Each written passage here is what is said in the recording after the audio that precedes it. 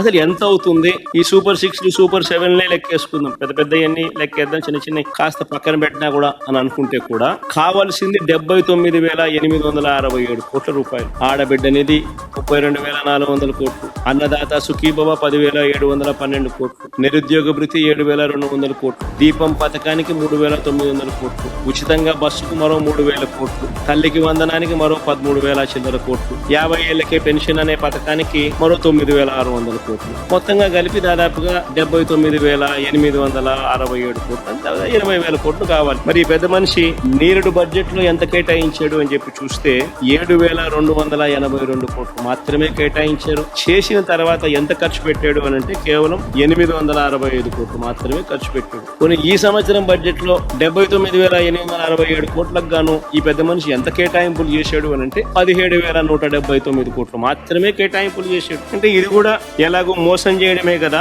అనే పద్ధతిలో జరుగుతా ఉంది. బాబు షూరిటీ, మోసం గ్యారంటీ అన్నదానికి నిదర్శనాలు ఇవన్నీ కూడా.